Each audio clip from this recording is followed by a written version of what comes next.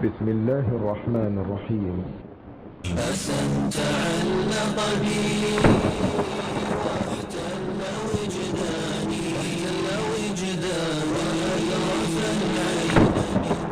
صلی اللہ علیہ وسلم نے فرمایا لو كان بعدي نبيا لكان عمر. لوگوں میں آخری نبی ہوں، میرے بعد نبوت ختم ہے، لیکن سنو، اگر اللہ نے میری امت میں نبوت کو باقی رکھنا ہوتا خطاب کا بیٹا نبی بن کر. رسول کریم صلی اللہ علیہ وسلم نے فرمایا تم میں سے پہلی امتوں میں محدث ہوا کرتے تھے، سو اگر میری امت میں کوئی محدث ہے تو عمر ابن خطاب ہے. اللہ کے حبیب علیہ الصلوۃ والسلام نے عمر ابن خطاب سے کہا اللہ کی قسم اے عمر، جس راستے سے تو گزر جاتا ہے شیطان تیرے راستے کو چھوڑ دیتا. ایک کتاب پہ نظر پڑتی ہے جس پہ لکھا ہوا ہے بسم اللہ الرحمن الرحیم. اس کتاب کو لیتے ہیں، ان آیات کی تلاوت کرتے ہیں، اور وہ آیات کیا ہے؟ طه ما انزلنا عليك القرآن لتشقى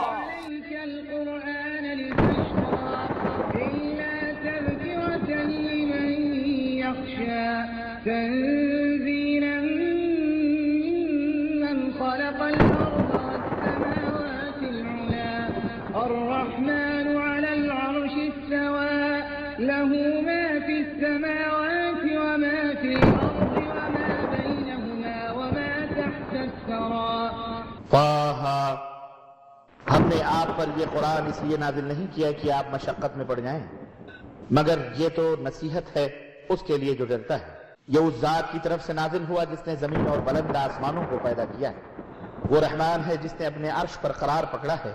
جو کچھ ارض و سماوات اور ان کے درمیان اور جو ارض کی انتہائی گہرائی میں ہے، ان سب چیزوں کا وہی مالک ہے. الحمدللہ نحمده ونستعینه ونستغفره ونعوذ بالله من شرور أنفسنا ومن سيئات أعمالنا من يهده الله فلا مضل له ومن يضلل فلا هادي له.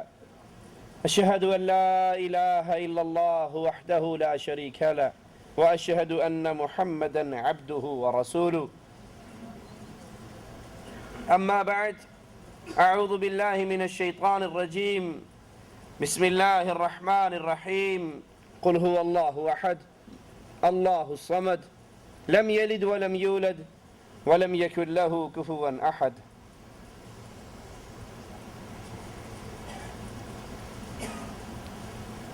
فاروق اعظم رضی اللہ عنہ وارضاہ کی زندگی، مسلمانوں کے لیے آپ کی خدمات رہتی دنیا تک کے لیے روشنی کا مینارہ ہے.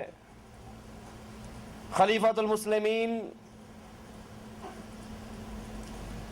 رات کے اندھیروں میں مدینے کی گلیوں میں گشت کرتے ہیں، یہ دیکھنے کے لیے کہ جن مسلمانوں کی ذمہ داری میرے کندھوں پہ ڈالی گئی ہے وہ کسی پریشانی میں مبتلا تو نہیں.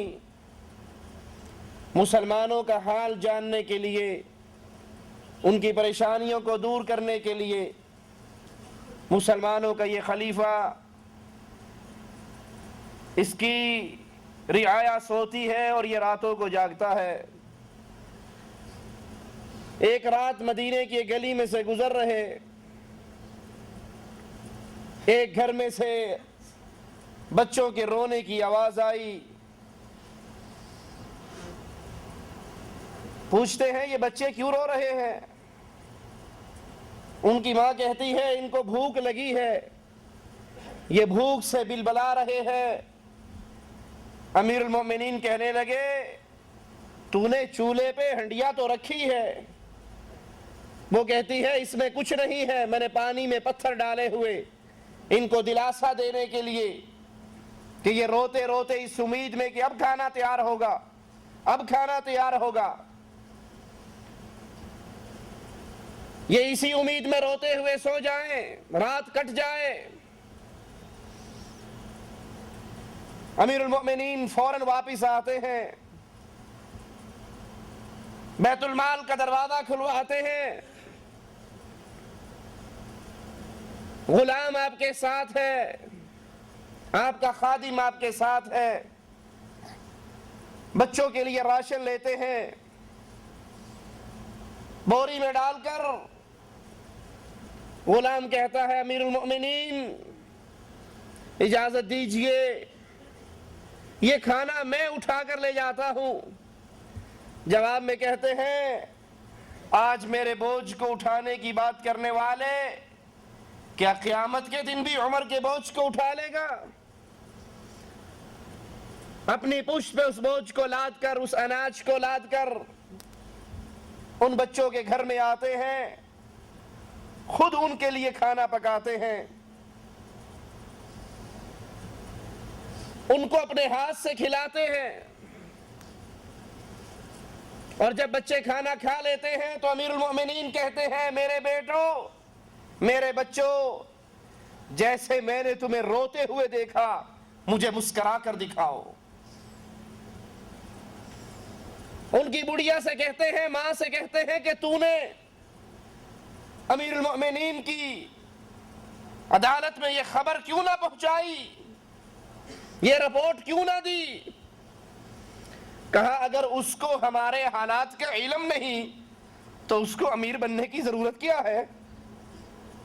اگر وہ ہمارا خلیفہ ہے تو اس کو یہ سوچنا چاہیے کہ میری رعایا میں سے کتنے لوگ ہیں جو رات کو بھوکے سوتے ہیں۔ امیر المؤمنین عمر رضی اللہ عنہ وارضاہ رو رہے ہیں اور ان بچوں کے منہ میں لقمہ دے رہے ہیں، امت سو رہی ہے اور یہ والی امت کا راتوں کو جاگ رہا ہے۔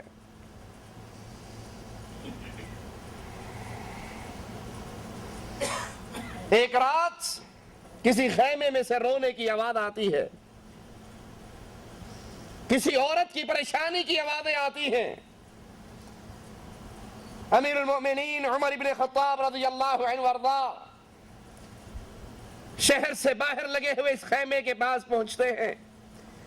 ایک اعرابی دیہاتی مسافر کو دیکھتے ہیں، اس سے پوچھتے ہیں کیا ماجرا ہے، کیوں پریشان ہے؟ وہ کہتا ہے مسافر ہوں، خیمے میں میری بیوی ہے،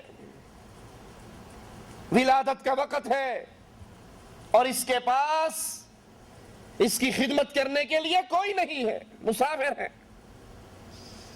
عمر ابن خطاب رضی اللہ عنہ وارضاہ واپس لوٹتے ہیں، اپنی گھر والی کو اٹھاتے ہیں، اپنی بیوی کو رات کو جگاتے ہیں اور اس کو لے کر اس مسافر مسلمان کی خدمت کے لیے پہنچ جاتے ہیں۔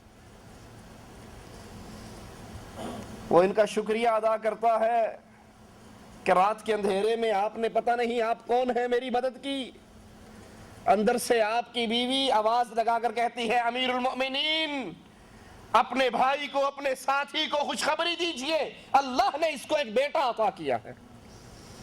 وہ یہ سن کر حیران اور پریشان ہو جاتا ہے کہ جس کی بیوی رات کے اندھیروں میں میری پریشانی میں میری بیوی کی مدد کرنے کے لیے آئی ہے، یہ عام آدمی نہیں ہے، امیر المومنین ہے۔ مسلمان سویا کرتے تھے، عمر ابن خطاب گلیوں کے اندر پہرے دیا کرتے تھے اپنی رعایا کا حال جاننے کے لیے۔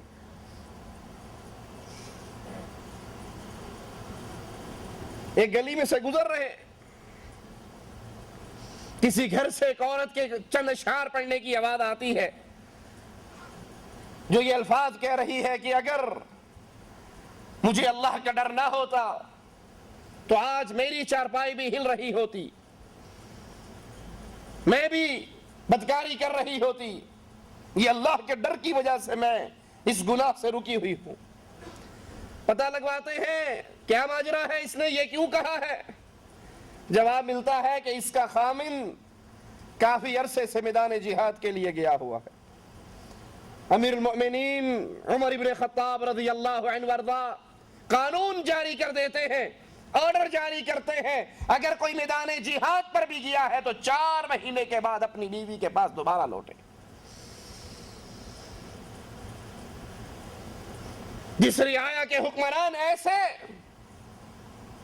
اس رعایا کے اپنے ایمان کی کیا کیفیت؟ عمر ابن خطاب رضی اللہ عنہ وارضا ایک گلی سے گزر رہے، صبح کا وقت قریب ہونے کو ہے۔ بڑھیا کہتی ہے اپنی بیٹی سے، اے بیٹی دودھ میں پانی ملا دے۔ وہ اس دور کی بڑھیا تھی جو اپنی بیٹی کو کہہ رہی ہے دودھ میں پانی ملا دے۔ آج کل ہمارے ہاں کیا کہتے ہیں؟ پانی میں دودھ ملا دے۔ خالص دودھ ملنا ناممکن نہیں تو بہت دشوار ضرور ہو چکا ہے، ملاوٹ اتنی زیادہ ہے۔ وہ بھی کہتی ہے بیٹی اس دودھ میں پانی ملا دے۔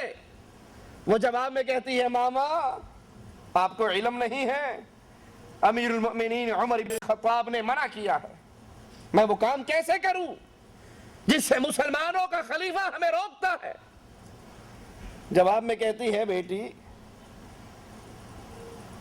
یہ ٹائم ایسا ہے، یہ وقت ایسا ہے، امیر المؤمنین تو اپنے محل میں آرام کر رہا ہوگا، سو رہا ہوگا، اس کو کیا پتہ لگے گا؟ وہ کوئی ہمارے دروازے پہ کھڑا پہرے دے رہا ہے، وہ ہمیں نہیں دیکھ رہا، تو پانی ملا دے۔ جواب میں کہتی ہے ماں اگر عمر نہیں دیکھ رہا، عمر کا رب تو دیکھ رہا ہے۔ اگر عمر نہیں دیکھ رہا، اس کا اللہ دیکھ رہا ہے۔ جس کام سے منع کیا گیا ہے وہ کام میں نہیں کروں گی۔ ابن عمر رضی اللہ عنہما فرماتے ہیں حضرت عمر کے بارے میں کہ میرے بابا کو غصہ آتا، کسی پہ ناراض ہوتے تو کبھی ایسا نہیں ہوا کہ ان کے سامنے اللہ کا ذکر کیا جائے، قرآن کی آیات پڑھ دی جائے، اللہ کا ڈر اور اللہ کا خوف دلا دیا جائے اور میرے بابا عمر کا غصہ فوراً ختم نہ ہو جائے۔ اگر وہ غصے میں آتے اور امیر عمر کا غصہ اللہ کے دین کے لیے، ان کی غیرت اسلام کی غیرت تھی، وہ جب دیکھتے تھے اسلام کے احکامات کو دنیا توڑتی، امیر عمر رضی اللہ عنہ وارضا غیرت میں آ جاتے۔ ان کی ساری غیرت اسلام کی حمایت میں، یہ ان کی غیرت ہی کا انداز تھا۔ انہوں نے کہا تھا یا رسول اللہ صلی اللہ علیہ وسلم یہ بدر کے قیدی آئے ہیں، ہم کفر اور اسلام کا مارکا لڑکے ہٹے ہیں، یہ بدر کا مارکا یہ کفر اور اسلام کا مارکا ہے، اب ان قیدیوں کو میرے حوالے کر دو، صدیق کے حوالے کر دو، ہم اپنے رشتہ داروں کو جو کفر پہ موجود ہیں ان کی گردنیں کاٹ کر یہ اعلان کر دیں ہماری محبت بھی اللہ کے لیے ہے، نفرت بھی اللہ کے لیے ہے۔ یہ ان کی غیرت تھی۔ ان کے بیٹے کہتے ہیں جب میرا بابا غصے میں آتا اور ان کے سامنے اللہ کا ذکر ہوتا، قرآن کی آیات پڑھی جاتی، اللہ کا خوف دلایا جاتا، تو امیر عمر کا غصہ ختم ہو جاتا۔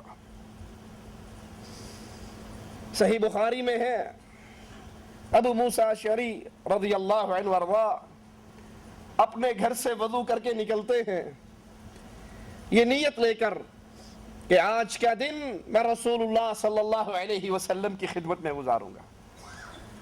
آقا علیہ الصلوۃ والسلام کے گھر پہنچتے ہیں، آپ کا پتہ کرتے ہیں، گھر میں نہیں ملتے، آپ کی تلاش میں نکلتے ہیں تو ایک باغ میں اللہ کے نبی علیہ الصلوۃ والسلام کو پاتے ہیں۔ اللہ کے نبی علیہ الصلوۃ والسلام ایک کنویں پر بیٹھے ہوئے، اپنی ٹانگوں کو اس کنویں میں لٹکایا ہوا، پنڈلیوں سے کپڑا اٹھایا ہوا۔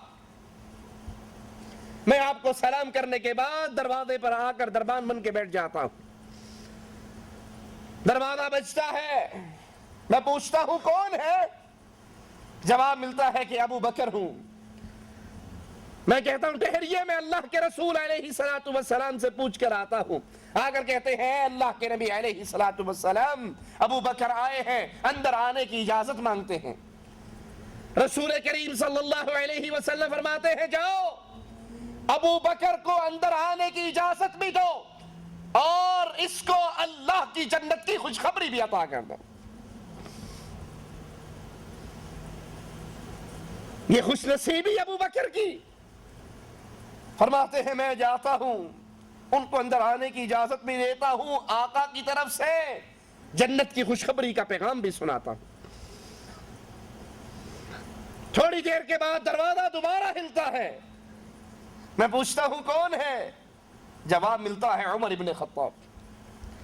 میں واپس آقا کے پاس آتا ہوں، یا رسول اللہ صلی اللہ علیہ وسلم، عمر آئے ہیں، اندر آنے کی اجازت مانگتے ہیں۔ اللہ کے نبی علیہ السلام فرماتے ہیں عمر کے پاس جاؤ، عمر کو اندر آنے کی اجازت دو اور اللہ کی جنت کی خوشخبری بھی عطا کر دو۔ حضرت عمر تشریف لائے، اس کے بعد حضرت عثمان پھر دروازے پر آتے ہیں۔ میں پوچھتا ہوں کون ہے؟ جواب ملتا ہے عثمان۔ نبی سے آ کر پوچھتا ہوں، آقا علیہ السلام فرماتے ہیں اندر آنے کی اجازت دو اور اللہ کی جنت کی خوشخبری عطا کرو۔ ابو بکر آئے، پھر عمر آئے، پھر عثمان آئے، اور تینوں کو اللہ کے رسول علیہ السلام نے دنیا کی زندگی میں چلتے پھرتے اللہ کی جنت کی خوشخبری عطا کر دی۔ ایک شخص آتا ہے رسول کریم صلی اللہ علیہ وسلم کے پاس اور پوچھتا ہے، یا رسول اللہ صلی اللہ علیہ وسلم، قیامت کب آئے گی؟ اللہ کے حبیب علیہ السلام پوچھتے ہیں، قیامت کا سوال کرنے والے، تو نے قیامت کے لیے تیاری کیا کر رکھی ہے؟ وہ جواب میں کہتا ہے، آقا کوئی خاص تیاری تو نہیں، ہاں ایک عمل میری گود میں، میری جھولی میں ہے، اور وہ عمل یہ ہے میں اللہ سے محبت کرتا ہوں، اس کے رسول سے محبت کرتا ہوں صلی اللہ علیہ وسلم۔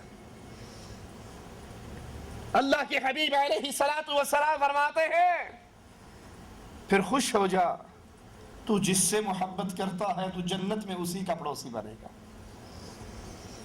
حضرت انس رضی اللہ عنہ وارضاہ جو اس حدیث کے راوی ہیں فرماتے ہیں، اللہ کے نبی علیہ السلام کا یہ فرمان سننے کے بعد ہمیں اسلام میں داخل ہونے کے بعد کسی بات سے اتنی خوشی نہیں ہوئی جتنی خوشی محمد کی یہ حدیث سن کر ہوئی صلی اللہ علیہ وسلم۔ اور پھر اعلان کرتے ہیں، لوگوں گواہ رہنا، میں اللہ سے محبت کرتا ہوں، میں رسول اللہ سے محبت کرتا ہوں، میں ابو بکر سے محبت کرتا ہوں، میں عمر ابن خطاب سے محبت کرتا ہوں، اور مجھے اللہ سے امید ہے اللہ کی جنت میں جہاں رسول اللہ ہوں گے، ابو بکر ہوں گے، عمر ہوں گے، ان کی محبت کی وجہ سے اللہ مجھے بھی ان کا ساتھی بنا دے گا۔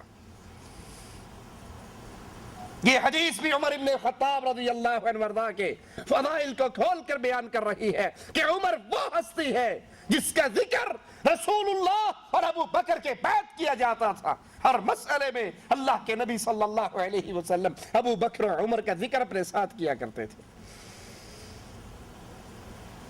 بخاری و مسلم میں ہے، ابو ہریرہ رضی اللہ عنہ وارضاہ فرماتے ہیں، رسول کریم صلی اللہ علیہ وسلم نے فرمایا، تم میں سے پہلی امتوں میں محدث ہوا کرتے تھے، سو اگر میری امت میں کوئی محدث ہے تو وہ عمر ابن خطاب ہے۔ اور ایک روایت میں ہے کہ ان پر صحیح الہام ہوتا ہے۔ رسول کریم صلی اللہ علیہ وسلم فرماتے ہیں کہ ایک دن اللہ کے حبیب علیہ السلام نے عمر ابن خطاب سے کہا، اللہ کی قسم اے عمر، جس راستے سے تو گزر جاتا ہے شیطان تیرے راستے کو چھوڑ دیتا ہے۔ جس راستے سے عمر گزر جائے شیطان اس راہ کو نہیں اپناتا۔ اور آج بھی ہم نے موجودہ دور میں بھی دیکھا، انڈیا پاکستان کی گلیوں میں جس گلی کے اوپر باب عمر کا بورڈ لگ جائے شیطان وہاں سے گزرتے، وہ کہتے ہیں یہ عمر کا نام لکھا ہوا ہے، پہلے اس بورڈ کو ہٹاؤ گے تب ہم یہاں سے گزریں گے۔ اور آقا علیہ السلام نے ہمیں خبر دی، جس راہ سے عمر گزر جاتا ہے شیطان اس راہ سے نہیں گزرتا، شیطان اس راستے کو چھوڑ دیتا ہے۔ امیر عمر رضی اللہ عنہ وارضاہ آقا علیہ السلام فرماتے ہیں، میں نے جنت میں ایک محل دیکھا، بڑا خوبصورت قصر دیکھا، اس کے صحن میں بڑی حسین عورت دیکھی، جنت کی حور دیکھی۔ آقا نے فرشتوں سے پوچھا یہ محل کس کا ہے؟ جواب ملا یہ آپ کا امتی عمر ابن خطاب، یہ اس کا محل ہے۔ نبی فرماتے ہیں میرے جی میں آیا میں اس گھر میں اس محل میں داخل ہو کے اس کی خوبصورتی کو اندر سے دیکھوں۔ اے عمر مجھے تیری غیرت یاد آ گئی، تیری غیرت یاد آنے پر میرے قدم رک گئے۔ عمر ابن خطاب رونے لگے اور کہا اے اللہ کے نبی آپ پر میرے ماں باپ قربان ہو جائے، کیا میں آپ پر غیرت کھاؤں گا؟ آپ میرے آقا ہیں، میرے ماں باپ آپ پہ قربان ہو جائے، کیا میں آپ پر غیرت کھاؤں گا؟ بخاری و مسلم میں ہے رسول کریم صلی اللہ علیہ وسلم نے فرمایا خواب میں میرے سامنے لوگ پیش ہوئے، وہ قمیص پہنے ہوئے تھے، ان میں کسی کی قمیص سینے تک، کسی کی لمبی، کسی کی کیسی، کسی کی کیسی۔ پھر میرے سامنے عمر ابن خطاب آئے اور ان کی قمیض اتنی لمبی تھی کہ وہ زمین پہ بچھی ہوئی تھی۔ لوگوں نے کہا یا رسول اللہ صلی اللہ علیہ وسلم اس کی تعبیر کیا ہے؟ آقا علیہ السلام نے فرمایا اس سے مراد علم ہے، اس سے مراد دین ہے۔ کسی کی قمیض سینے تک، کسی کی لمبی، اور عمر ابن خطاب کی قمیض زمین پہ بچھی ہوئی، اس سے مراد دین ہے کہ دین کے اندر عمر ابن خطاب بڑے کامل ہیں۔ اسی طرح رسول اللہ صلی اللہ علیہ وسلم نے فرمایا کہ خواب کے اندر مجھے دودھ کا پیالہ دیا گیا اور وہ دودھ کا پیالہ میں نے پیا، یہاں تک کہ اس کی تازگی کو میں نے اپنے ناخنوں میں محسوس کیا، لیکن پیالے میں کچھ دودھ بچ گیا، پیالے میں کچھ دودھ باقی رہا، اپنا چھوڑا ہوا بچا ہوا دودھ میں نے عمر ابن خطاب کو پلایا رضی اللہ عنہ وارضا۔ حضرت عمر پر زبان دراز کرنے والوں، امیر المؤمنین کے خلاف گندی زبان کو استعمال کرنے والوں، ان کے ایمان کا انکار کرنے والوں، یہ امام الانبیاء فرما رہے ہیں خواب کے اندر میرے سامنے دودھ کا پیالہ پیش ہوا، جس کو میں نے پیا، اس کی تازگی کو محسوس کیا، یہاں تک کہ اپنے ناخنوں میں محسوس کیا، پھر اس پیالے میں کچھ دودھ بچا، وہ دودھ میں نے عمر ابن خطاب کو پلایا۔ صحابہ کہتے ہیں یا رسول اللہ صلی اللہ علیہ وسلم اس خواب کی تعبیر کیا ہے؟ آقا فرماتے ہیں وہ دودھ جو میں نے پیا اور باقی بچا ہوا عمر کو پلایا، اس سے مراد علم ہے۔ اسی لیے رسول کریم صلی اللہ علیہ وسلم نے فرمایا تھا لو کان بعدی نبیا لکان عمر، لوگو میں آخری نبی ہوں، میرے بعد نبوت ختم ہے، لیکن سنو اگر اللہ نے میری امت میں نبوت کو باقی رکھنا ہوتا خطاب کا بیٹا نبی بن کر آتا۔ لو کان بعدی نبیا لکان عمر، اگر میرے بعد کوئی نبی ہوتا تو عمر یہ نبی بن کر آتا۔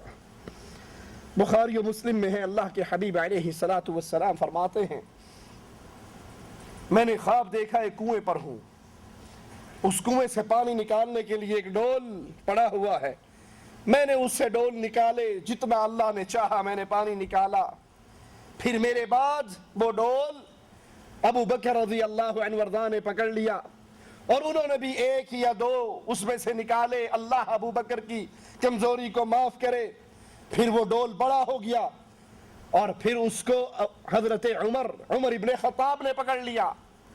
اللہ کے نبی علیہ السلام فرماتے ہیں میں نے ایسا عجیب شخص کوئی نہیں دیکھا جس نے عمر کی طرح اتنی تیزی سے اور اتنے زیادہ پانی کو اس کنویں میں سے نکالا کہ ہم سب سیراب ہو گئے، باقی سب سیراب ہو گئے۔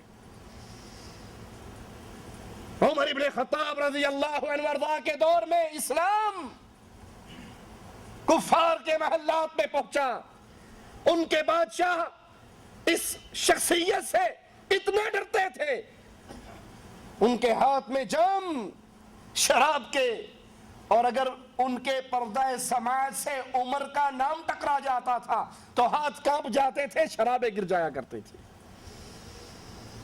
کہ کفار مجبور ہو گئے یہ کہنے پر کہ مسلمانوں کے پاس ایک عمر تھا، اگر مسلمانوں کے پاس اس جیسا ایک اور ہوتا پوری دھرتی پہ لا الہ الا اللہ کی حکومت قائم ہو جاتی، پوری دھرتی پہ اسلام کو نافذ کر دیا جاتا اگر مسلمانوں کے پاس ایک عمر اور ہوتا۔ اسی لیے ابو بکر رضی اللہ عنہ وارضاہ فرمایا کرتے تھے اس دھرتی پر، اس زمین پر عمر سے بڑھ کر مجھے کوئی محبوب نہیں ہے، اس دھرتی پر مجھے جتنی محبت عمر ابن خطاب سے ہے اتنی کسی سے رہی ہے۔ اسی لیے وفات سے پہلے خلافت کا بوجھ اپنے بیٹوں کو نہیں دیا، اپنے رشتہ داروں کو نہیں دیا، عمر ابن خطاب کے حوالے کیا۔ اور جب کسی نے کہا کس کے حوالے امت کو کر کے جا رہے ہو، یہ تو بڑا شدید ہے، یہ بڑا سخت ہے، کہا جب خلافت کا بوجھ پڑے گا تو نرم ہو جائے گا۔ اور اگر مجھ سے اللہ نے پوچھا اپنے نبی کی امت کو کس کو دے کر آئے ہو، اس کی باغ دوڑ کس کے ہاتھ میں چھوڑ کر آئے ہو، میں کہوں گا اے اللہ تیرے نبی کے ساتھیوں میں سب سے افضل کے حوالے کر آیا ہوں۔ حضرت علی رضی اللہ عنہ وارضاہ فرماتے ہیں جب تم نیک لوگوں کا ذکر کرو، جب تم صالحین کا ذکر کرو تو عمر کو نہ بھولو۔ عبداللہ ابن مسعود رضی اللہ عنہ وارضاہ فرماتے ہیں اگر دنیا کا علم، غور کیجئے ابن مسعود کے جملوں پر، کون ابن مسعود جس کی اپنی شان کی یہ کیفیت ہے، ایک دن مسواک توڑنے کے لیے درخت پہ چڑھتے ہیں اور ابن مسعود رضی اللہ عنہ وارضاہ قد بھی چھوٹا، جسم بھی کمزور، ٹانگیں بھی پتلی پتلی، درخت کی ٹہنی پہ کھڑے ہیں، تیز ہوا کا جھونکا آتا ہے، ابن مسعود اسی پہ لہرا جاتے ہیں، لڑکھڑا جاتے ہیں۔ نیچے کھڑے ہوئے صحابہ ان کی پتلی پتلی ٹانگوں کو دیکھ کر ہنسنے لگ جاتے ہیں۔ اللہ کے حبیب علیہ الصلوۃ والسلام پوچھتے ہیں کیوں ہنس رہے ہو؟ جواب میں کہتے ہیں ابن مسعود کی کمزور ٹانگوں کو دیکھ کر ہنسی آئی ہے۔ آپ نے کہا اس کی ٹانگوں کو دیکھ کر ہنسنے والوں، اس کی پنڈلیوں کو دیکھ کر ہنسنے والوں، اللہ کے دربار میں ابن مسعود کی یہ پنڈلیاں احد پہاڑ سے زیادہ بھاری ہیں۔ وہ ابن مسعود فرما رہے ہیں لوگوں اگر پوری دنیا کے علم کو تولا جائے، دنیا کا علم ترازو کے ایک پلڑے میں ہو اور اکیلے عمر کا علم ایک پلڑے میں ہو تو عمر کا پلڑا پوری دنیا سے بھاری رہے گا رضی اللہ عنہ وارضاہ۔ حذیفہ بن یمان رضی اللہ عنہ وارضاہ فرمایا کرتے تھے کہ دنیا بھر کا علم عمر کی گود میں پڑا ہوا تھا۔ سیدنا علی رضی اللہ عنہ وارضاہ کا فرمان ہے کہ عمر پختگی رائے، دانشمندی، علم اور دلیری سے پر تھے، علم کے اندر بھی، رائے کے اندر بھی، دانشمندی کے اندر بھی، شجاعت کے اندر بھی عمر سب سے پر بھاری تھے۔ سیدنا علی فرماتے ہیں رسول اللہ صلی اللہ علیہ وسلم کے بعد سب سے بہتر ابو بکر و عمر ہے۔ وَخَلِيفَتُهُ بلا فصل کی آواز لگانے والوں یہ علی کا فرمان ہے۔ یہ کہنے والوں کہ ابو بکر و عمر نعوذ باللہ علی کے دشمن تھے، علی کی خلافت کو چھینا تھا، علی کے حق پہ قبضہ کیا تھا، سیدنا علی فرما رہے ہیں۔ اور سیدنا علی کے یہ جملے کوفے کی جامع مسجد میں گونجا کرتے تھے، اس امت کا سب سے افضل شخص رسول اللہ کے بعد ابو بکر ہے، اس کے بعد عمر ہے رضی اللہ عنہما۔ پوری امت میں اللہ کے نبی کے بعد سب سے افضل ابو بکر و عمر۔ اور کسی مومن کے دل میں، مومنین کی پہچان بھی سن لینا، علی فرماتے ہیں کسی مومن کے دل میں میری محبت، علی کی محبت اور ابو بکر و عمر کی دشمنی اکٹھی نہیں ہو سکتی۔ اگر کوئی علی سے محبت کا دعوے دار ہے لیکن ابو بکر و عمر سے دشمنی کرتا ہے تو وہ علی کی زبان میں مومن نہیں ہے۔ مومن وہ ہے جو علی سے محبت کرے، عمر سے محبت کرے، ابو بکر سے محبت کرے، اور جو علی سے محبت کا دعوے دار لیکن ابو بکر و عمر کو گالیاں دے، ان کے ایمان کا انکار کرے، ان کی توہین کرے، تو پھر یاد کر لیجئے قول علی کے مطابق یہ بندہ مومن، وہ مومن ہونے کا 1000 دفعہ نعرہ لگاتا رہے، مومن وہ ہے جو علی سے بھی محبت کرتا ہے، عمر سے بھی محبت کرتا ہے، ابو بکر سے بھی محبت کرتا ہے۔ سیدنا معاویہ رضی اللہ عنہ وارضاہ فرماتے ہیں ابو بکر نے نہ دنیا کو چاہا اور نہ دنیا کو ان کی خواہش ہوئی۔ عمر نے دنیا کی طلب نہیں کی، لیکن دنیا عمر کے پیچھے آئی، اور عمر نے دنیا کی طرف کبھی نہیں جھانکا۔ اس کی فقیری کا کیا کہنا، بیماری کی وجہ سے شہد کے استعمال کی ضرورت، مسلمانوں کے سامنے کھڑے ہوتے ہیں اور کہتے ہیں تمہارے خلیفہ کو شہد استعمال کرنے کے لیے اطباء نے کہا ہے، لیکن میرے گھر میں تو شہد نہیں ہے، بیت المال میں ہے۔ اے مسلمانوں، اگر تم اجازت دو تو میں بیت المال سے شہد لے کر اپنی بیماری میں استعمال کر لوں۔ یہ دعویٰ کرنے والوں کہ عمر نے خلافت کو چھینا، عمر نے خلافت پہ قبضہ کیا، عمر نے خلافت کو ناجائز ہتھیایا، کس لیے؟ کیا بنایا اس نے؟ اپنے لیے کیا اکٹھا کیا؟ وہ تو ایک شہد کے استعمال کرنے پر بھی رسول کے صحابہ سے پہلے اجازت لیتے ہیں، آپ اجازت دو گے میں استعمال کر لوں گا، کیونکہ وہ میرا نہیں ہے، بیت المال کا ہے۔ سفیان ثوری رحمہ اللہ فرماتے ہیں جس نے یہ گمان کیا کہ علی ابو بکر و عمر سے زیادہ خلافت کے حقدار تھے، جس نے یہ گمان کیا کہ حضرت علی ابو بکر و عمر سے خلافت کے زیادہ حقدار تھے، تو اس نے ابو بکر و عمر اور مہاجرین و انصار سب کو خطا وار قرار دیا، سب کو غلط قرار دیا، کیونکہ اگر علی خلافت کے زیادہ حقدار ہوتے تو مسلمان حضرت علی کی موجودگی میں ابو بکر کے ہاتھ پہ بیعت نہ کرتے، علی کی موجودگی میں عمر کے ہاتھ پہ بیعت نہ کرتے، علی کی موجودگی میں عثمان کے ہاتھ پہ بیعت، اور خود علی بھی ابو بکر عمر عثمان کے ہاتھوں پر بیعت نہ کرتے۔ ایک دفعہ تو شیر خدا کو چاہیے تھا وہ منبر پہ چڑھ کر کہتے لوگوں میں خلافت کا اصل حقدار ہوں، خلافت میرا تھا، میرا حق تھا، جس کو ابو بکر نے چھینا، عمر نے چھینا، عثمان نے چھینا، اصل حقدار تو میں ہوں۔ لیکن علی نے زندگی بھر ایسی آواز کو بلند نہیں کیا، بلکہ جب عمر ابن خطاب رضی اللہ عنہ وارضا حضرت علی کو خود مدینے کا والی بنا کر بیت المقدس کے لیے روانہ ہوتے ہیں، چلو وہ گئے ہوئے تھے، پیچھے ہی اعلان کر دیتے کہ پہلے میرا حق تھا نہیں دیا گیا، اب میرے پاس آ گئی ہے، میں واپس لوٹانا نہیں چاہتا، لیکن ایسا جملہ حضرت علی رضی اللہ عنہ وارضا نے نہیں کہا۔ امام جعفر صادق رحمہ اللہ کا جملہ سنیے، اور ان کی طرف جھوٹ کی نسبت کرنے والوں سے پھر پوچھئے۔ جعفر صادق رحمہ اللہ فرماتے ہیں میں اس شخص سے بیزار ہوں جو ابو بکر و عمر کو نیکی کے ساتھ یاد نہیں کرتا۔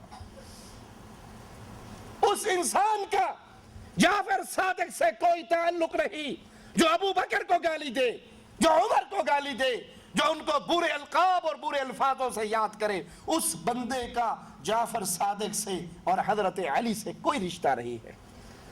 امام جعفر کہتے ہیں میں خود اس آدمی سے بیزار جو ابو بکر و عمر کو نیکی کے ساتھ یاد نہیں کرتا۔ بخاری و مسلم میں ہے حضرت عمر کا ایمان، پوچھتے ہیں تو آؤ اللہ کے نبی کی حدیث پہ غور کرو۔ بخاری و مسلم میں ہے رسول اللہ صلی اللہ علیہ وسلم نے فرمایا ایک شخص اپنا بیل ہانک رہا تھا، اس کو لے کر جا رہا تھا، اور اس نے بیل پر سامان لادا ہوا تھا۔ بیل نے کہا بول کر کہ ہم سامان کا بوجھ اٹھانے کے لیے پیدا نہیں ہوئے، بلکہ ہم تو کھیتی باڑی کے لیے پیدا ہوئے ہیں۔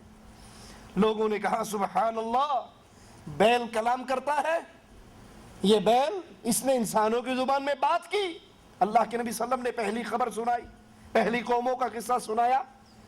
بیل کے اوپر کسی نے سامان رکھا اور لاد کر جا رہا، بیل اسے کہتا ہے میں سامان کا بوجھ اٹھانے کے لیے نہیں بلکہ میں تو کھیتی باڑی کے لیے پیدا ہوا۔ لوگوں نے کہا سبحان اللہ، بیل کلام کرتا ہے۔ اللہ کے رسول صلی اللہ علیہ وسلم فرماتے ہیں میں، ابو بکر اور عمر اس پر ایمان لے کر آتے ہیں۔ کوئی مانے یا نہ مانے، اللہ کے نبی کو اپنے ان دو ساتھیوں پر اتنا اعتماد، اتنا یقین کہ میں اپنے ان ساتھیوں کو جو کہوں گا یہ مان لیں گے، تو اللہ کے نبی فرماتے ہیں لوگوں، میں، ابو بکر، عمر، ہم تینوں اس بات پر ایمان لے کر آتے ہیں۔ اسی لیے جب ابو جہل نے کہا تھا ابو بکر سے کہ تیرے نبی نے یہ دعویٰ کیا ہے، وہ رات کے ایک پہر میں بیت اللہ سے بیت المقدس سے آسمانوں پر اور پھر واپس بھی آیا، صدیق کائنات نے کہا تو نے میرے آقا سے سنا ہے؟ کہا ہاں میں نے سنا ہے۔ کہا پھر میں گواہی دیتا ہوں محمد سچ کہتے ہیں صلی اللہ علیہ وسلم۔ اس نے کہا عقل مانتی ہے؟ کہا عقل مانے یا نہ مانے، ابو بکر کا ایمان مانتا ہے، اور اس ایمان کی گواہی خود رسول کریم صلی اللہ علیہ وسلم دے رہے ہیں کہ کوئی مانے یا نہ، میں مانتا ہوں، ابو بکر مانتا ہے، عمر مانتا ہے، میری باتوں کی تصدیق ابو بکر و عمر کرتے ہیں۔ رسول کریم صلی اللہ علیہ وسلم نے فرمایا بے شک اہل جنت، جنتی، جنت کی اعلیٰ ترین مقامات پر فائز لوگوں کے مقام کو ایسے دیکھیں گے جیسے دنیا والے ستاروں کو دیکھتے ہیں۔ اتنے بلند مقام پہ یہ بھی جنتی ہے، اور جس جنتی کو اتنی بلندی پہ دیکھ رہے ہیں وہ بھی جنتی ہے۔ آپ نے فرمایا دنیا والے جیسے ستاروں کو دیکھتے ہیں، اہل جنت جنت کے اعلیٰ ترین علیین کے مقام پہ فائز لوگوں کو ایسے دیکھیں گے، اور ان مقام پر فائز لوگوں میں ابو بکر بھی ہے اور عمر بھی ہے رضی اللہ عنہما۔ یہ جنت کے عظیم ترین مقاموں پر فائز ہیں، یہ صاحب منزلت ہیں اللہ کی جنت کے اندر۔ یہ شان حضرت ابو بکر کی، یہ شان حضرت عمر رضی اللہ عنہما کی۔ لیکن اس کے باوجود جب سیرت فاروقی کا مطالعہ کرتے ہیں تو ایک چیز بڑی شد و مد سے ہمیں نظر آتی ہے کہ باوجود اس مقام اور مرتبے کے حضرت عمر قدم قدم پر لوگوں کو رسول اللہ صلی اللہ علیہ وسلم کی سنت کی اتباع کی دعوت دیتے ہوئے نظر آتے ہیں۔ خلافت کا بوجھ اٹھایا، پہلا خطبہ ارشاد فرمایا، منبر پر بیٹھے اور کہا لوگوں اگر مجھ سے غلطی ہو جائے، اگر میں کوئی ایسی بات کہہ دوں جو بات رسول کریم صلی اللہ علیہ وسلم کی شریعت میں نہ ہو، تم میرے ساتھ کیا سلوک کرو گے؟ ہمارا جیسا کوئی مرید ہوتا پیروں کو ماننے والا، کہتا جی آپ کی بھی تو بڑی اتھارٹی ہے، آپ بھی تو شاہ صاحب ہیں، پیر صاحب ہیں، شیخ صاحب ہیں، حضرت جی ہیں، اعلیٰ مقام والے ہیں، لیکن سامنے قوم جس کے ایمان کی گارنٹی آسمان والے نے دی، محمد کریم کے صحابہ، اور آپ کے بعد تابعین، جس دور کی گواہی بھی رسول اللہ صلی اللہ علیہ وسلم نے دی۔ اللہ کی شان، پہلی صفوں والے خاموش، آخری سب سے ایک مسلمان، دیہاتی مسلمان کھڑا ہوتا ہے، اپنے نیزے کو بلند کرتا ہے اور کہتا ہے عمر یاد کر لو، اگر تم رسول کریم صلی اللہ علیہ وسلم کے راستے سے 1 انچ بھی ہٹو گے، میں اپنے اس نیزے سے تمہیں سیدھا کر دوں گا۔ یہ مقام ہے، یہ شان ہے، یہ مرتبہ ہے، یہ عزت ہے۔ ان کی زبان پہ، ان کے بولنے پہ آسمان سے کلام الہی اتر آیا کرتا تھا، لیکن جب ان کی بات اللہ کے نبی کی بات سے ٹکرا جاتی تو فوراً اپنی بات کو چھوڑ دیا کرتے تھے، کہا کرتے تھے بڑھیا نے جو کہا ہے وہ سچ ہے، عمر نے جو کہا ہے وہ غلط ہے۔ یہ سیرت فاروقی مجھے اور آپ کو درس دے رہی کہ اگر حضرت عمر کی بات حرف آخر نہیں ہے، اگر حضرت عمر کی بات ٹکرا جائے رسول اللہ صلی اللہ علیہ وسلم کی بات سے، وہ بھی قابل عمل نہیں ہے تو اور وہ کون سی ذات ہے، اور وہ کون سی شخصیت ہے، اور وہ کون سے بزرگ ہیں، اور وہ کون سے پیر صاحب ہیں، اور وہ کون سے شاہ صاحب ہیں، وہ کون سے حضرت جی ہیں جن کا فرمایا آخری ہوا کرتا ہے، جو فرما دیں اس کو ٹالا نہیں جا سکتا۔ یہ تو مقام محمد ہے علیہ السلام کہ ان کی بات اوتھینٹک ہے، حرف آخر ہے۔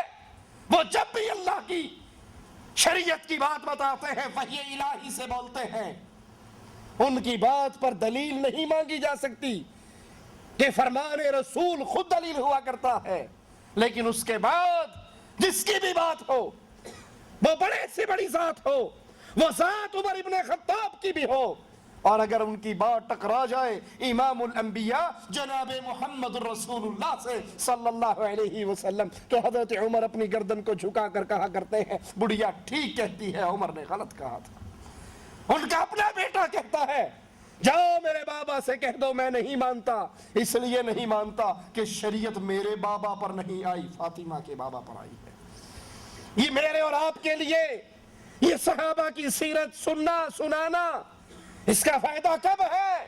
جب اپنا ایمان ایسے بنائے، اپنا منہج یہ بنائے، ہر بندے کی عزت کی جائے، شیخ و مرشد کی عزت کی جائے، پیر و امام کی عزت کی جائے، لیکن فرمانے والے سے پوچھا جائے کہاں سے فرما رہے ہو، آپ کی بات کا حوالہ کیا ہے، آپ کی بات کی دلیل کیا ہے، کیونکہ میرے لیے آخری بات صرف ایک ہستی کی ہے اور اس کا نام نامی اسم گرامی جناب محمد الرسول اللہ۔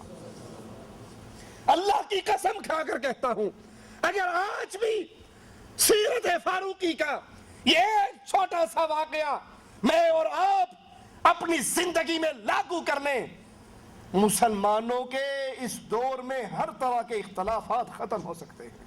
ایک چھوٹا سا واقعہ، تورات کا برقع پڑھنے والا، تورات کا برقع پڑھ رہے اور خوش ہو رہے، اور نبی فرما رہے آج موسیٰ زندہ ہو کر آ جائے تم مجھے چھوڑ کر موسیٰ کے پیچھے لگ جاؤ، تم گمراہ ہو جاؤ گے۔ آج موسیٰ یہاں موجود ہو، جنت میں جانے کا اس کا ارادہ ہو، اس کو بھی محمد کے پیچھے چلنا پڑے گا صلی اللہ علیہ وسلم۔ لوگوں، ہمارے بنائے ہوئے شیخ و مرشد حضرت و پیر کی کیا کیفیت ہے؟ ہمارے بنائے ہوئے حضرتوں کا کیا مقام ہوگا کہ یہاں اللہ کے نبی عمر خطاب کو کہہ رہے ہیں، عمر بن خطاب کو سنا رہے ہیں لَوْ كَانَ مُوسَىٰ حَيًّا، موسیٰ بھی زندہ ہو اس کو بھی نجات میرے راستے پہ چل کر ملے گی۔ اور ہم نے یہ اتھارٹی کتنوں کو دے رکھی ہے؟ شاہ صاحب نے فرمایا جی، حضرت صاحب نے فرمایا جی، پیر صاحب نے فرمایا جی۔ پیر صاحب جو فرماتے ہیں، ایک تو ہے نا دلیل قرآن میں ہے، حدیث میں ہے، فلاں کتاب میں ہے، اور ایک کتاب ایسی ہے جو دنیا میں موجود نہیں، اس کتاب کا نام کیا ہے؟ کہیں نہ کہیں تو ہوگا۔ بھائی یہ تیجا کرتے ہو اس کی دلیل جی کہیں نہ کہیں تو ہوگی، پیر صاحب نے جو کہا۔ بھائی یہ مرنے کے بعد دفن کر کے اذان دیتے ہو، دلیل کہیں نہ کہیں تو ہوگی۔ ہمارے اتنے بڑے بڑے علماء غلط کہتے ہیں، ارے بھائی تم قبر پہ کھڑے ہو کر کہتے ہو دے داتا دے داتا، آیا ہوں تیرے در پہ کچھ لے کے جاؤں گا، اس کی دلیل جی کہیں نہ کہیں تو ہوگی۔ ہمیں نہیں پتا، ان کو تو پتا تھا نا یہ کہیں نہ کہیں ہوگی۔ یہ کتاب نہ دنیا میں ہوگی نہ آسمان میں ہوگی۔ جب عمر ابن خطاب کو اللہ کے نبی کا یہ پیغام ہے، تورات پڑھنے والے، موسیٰ کی نجات بھی میرے راستے پر، اور آج وہ کون ہے جس کا مقابلہ امیر عمر سے کیا جا سکے؟ پوری دنیا کا علم ایک پلڑے میں، ابن مسعود فرماتے ہیں عمر کا علم ایک پلڑے میں، عمر کا علم وہ پلڑا سب پر بھاری رہے گا۔ اور اس کو اللہ کے نبی کہہ رہے ہیں تو تورات کے برقع پڑھتا ہے، اور وہ جواب میں کہتے ہیں رضیت باللہ ربا وبالاسلام دینا وبمحمد نبی صلی اللہ علیہ وسلم۔ وہ آواز لگاتے ہیں میں اللہ کے رب ہونے پر، اسلام کے دین ہونے پر، محمد کے نبی ہونے پر راضی ہوں۔ تو آج میرے اور آپ کے ایمان کی کیا کیفیت ہے؟ یہ ایمان کتنے پانی میں ہے جس نے مقام محمد صلی اللہ علیہ وسلم کو ہزاروں میں بانٹ رکھا ہے؟ پیروں کی زبان سے نکلے ہوئے حرفوں کو ہم حرف آخر سمجھتے ہیں۔ احمد رضا خان صاحب بریلوی اپنی ملفوظات میں لکھتے ہیں مادرزاد ننگے پیر کی کرامت۔ ایک جمدہ ولی سی اپنے کمرے سے نکلا، بابا کی گدی پر بیٹھ گیا۔ بابا کہیں آگے پیچھے تھا، انہوں نے کہا ولایت خالی ہے، میں نہ بھیج میں تھے۔ یہ بیٹھ گیا، کاتب کو، بابا کے کاتب کو بلایا، بڑے پیر صاحب کے، لکھو فلاں جنتی فلاں جنتی فلاں جنتی فلاں جنتی، جنت کی لسٹ بننی شروع ہو گئی۔ وہ بھی خوشی خوشی لکھتا رہا کہ حضرت صاحب جنت بھیج رہے ہیں، جنت نہ ہوئی خالہ جی دا گھر ہو گیا، جنوں مرضی واڑ دیو۔ وہ جنت کی لسٹ بناتا بناتا تھک گیا، کہنے لگا بس کرو اب جہنم کی بناؤ، فلاں جہنمی فلاں فی النار فلاں فی النار فلاں فی النار۔ یہ ڈر گیا کہ پیر صاحب کی زبان سے نکلا ہے، اگر میں نے لکھ دیا تو وہ بیچارہ مارا جائے گا۔ اس نے ہاتھ روک لیا اور لکھنا چھوڑ دیا۔ وہ مادرزاد ننگے بچے نے کہا لکھتا کیوں نہیں، لکھ فلاں فی النار۔ اس نے پھر نہ لکھا، وہ جلال میں طبیعت آئی، کہنے لگا انت فی النار، تو کوئی اور جاوے نہ جاوے تو پکا جہنمی۔ مارا گیا بیچارہ۔ دادا ابو دادا پیر کے پاس بھاگا، آپ کا یہ مادرزاد بچہ باہر نکلا تھا، جماندرو ولی، اس نے جنتیوں کی لسٹ بنائی، میں نے بھی راضی خوشی بنا دی۔ اس نے ٹرین کا کانٹا بدلا، اب جہنمی والی لائن پہ چل پڑا، فلاں فی النار فلاں فی النار۔ میں ڈر گیا بھی کوئی غریب مارا جائے گا، میں نے نہیں لکھا، اس نے میرے ڈنڈا کٹتا، تو بھی گیا۔ دادا ابو پیر صاحب کہنے لگے اچھا یہ بتا اس نے کہا کیا تھا، اس نے انت فی النار کہا تھا یا انت فی جہنم کہا تھا؟ کہا نہیں، پہلے بریک لگی تھی، جہنم تک نہیں پہنچا تھا، نار تک ہی بریک لگی تھی، انت فی النار کہا تھا۔ کہا اس کے کہے کو مٹایا نہیں جا سکتا، لا حول ولا قوت الا باللہ، انا للہ و انا الیہ راجعون۔ نبی فرماتے ہیں آج کے بعد شہد نہیں پیوں گا۔ نبی کے فرمائے کو اللہ کہتا ہے میں نے حلال کیا ہے، تو حرام کرنے والا کون ہے؟ اور یہاں کہتے ہیں اس کے کہے کو مٹایا، ہن تیری مرضی ہے ایتھے ساڑلا یا اوتھے ساڑلا، جو جی کردا ہے کر لے۔ انہوں نے کہا جی وہ ڈاڈی نار ہے، وہ نہیں برداشت ہونی، ایتھے ہی ساڑ لو، جہنم کی آگ مجھ سے برداشت نہیں ہوگی۔ اس نے کہا پیر صاحب کے بچے نے کہہ دیا، اب جو کہا ہے وہ ہوگا، تیری مرضی ہے، تو چاہے یہاں جل لے یا وہاں جل لے۔ اس نے کہا وہ آگ نہیں برداشت ہوگی، ایتھے ہی ساڑ کے حساب پورا کر لو۔ آگ کا الاؤ جلایا گیا، اس کاتب مرید نے چھلانگ ماری، آگ میں گر کے جل کے راکھ ہو گیا، کیونکہ پیر صاحب کے بیٹے نے یہ کہا تھا۔ انا للہ و انا الیہ راجعون۔ اور یہاں عمر بن خطاب کو نبی فرماتے ہیں تو تورات کا ورقہ پڑھتا ہے، سن آج موسیٰ علیہ السلام زندہ ہو کر آ جائے، اس کو بھی نجات میرے ہی راستے پہ چل کر ملے گی۔ یہ حیثیت، یہ ہستی، یہ مقام، یہ اتھارٹی صرف معصوم کی ہوا کرتی ہے، کہ معصوم جو بولتا ہے اللہ کی وحی سے بولتا ہے، اس کی بات حرف آخر ہے، اس پہ سر جھکانا ضروری ہے۔ فلا وربک لا یؤمنون حتی یحکموک فیما شجر بینہم۔ وہ بندہ مومن ہی نہیں جو اپنے جھگڑے میں فیصل محمد رسول اللہ کو نہ مان لے صلی اللہ علیہ وسلم، آپ سے فیصلہ نہ کروائے۔ ثم لا يجدوا في انفسهم حرجا مما قضيت، اور جو فیصلہ نبی کر دے اس فیصلے پر عمل کیسے کرے؟ اجی آپ نے ڈرایا مولوی صاحب، میں نے داڑھی رکھ تو لئی لیکن کھرک بڑی ہوندی ہے، رکھ لئی لیکن کھرک نہیں جان چھڑ دی، چبدی بڑی ہے۔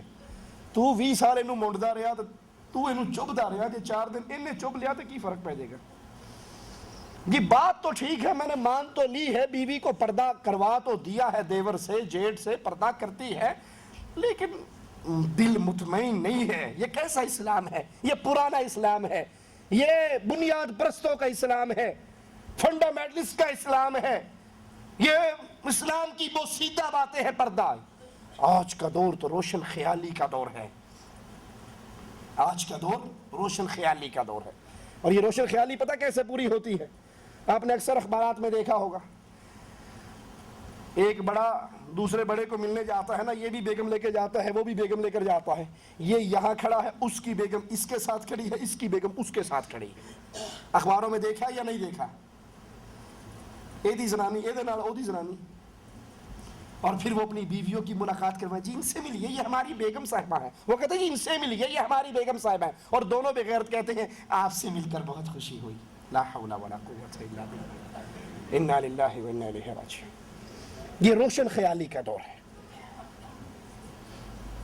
حدیث ٹھیک ہے, پردے کی مانتا ہوں, دیور موت ہے مان لیا, لیکن دیکھو نا مول صاحب, جس دن سے پردہ کروایا گھر میں لڑائی ہوگی. پہلے ہم ایک ڈائننگ ٹیبل پر بیٹھ کے کھانا کھاتے تھے, میری بیگم لگاتی تھی, دوسری کی بیگم لگاتی تھی, ہم بھائی بھابیے دیور جیٹھ ننند بہنوئی سارے اکٹھے بیٹھ کے مزے کرتے تھے.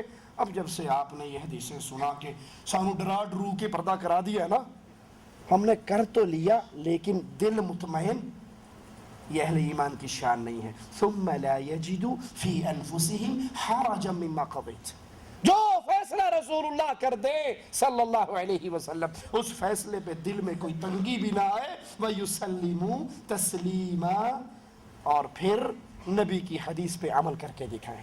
یہ کریں گے تو مومن ہے.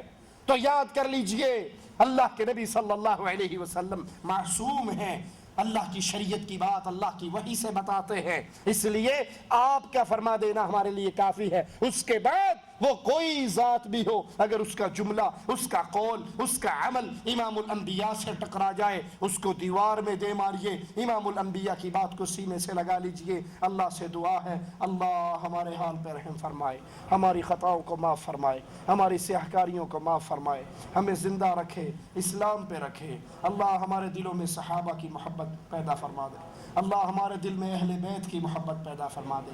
اللہ ہمیں اپنے بچوں کی تربیت صحابہ کے راستے پر, ان کے نقش قدم پر کرنے کی توفیق عطا فرما. اللہ ہمارے بچوں کو ہمارے نبی کے صحابہ کے راستے پہ چلا, اللہ ہمارے بچوں کو ہمارے نبی کے صحابہ کے راستے پہ چلا.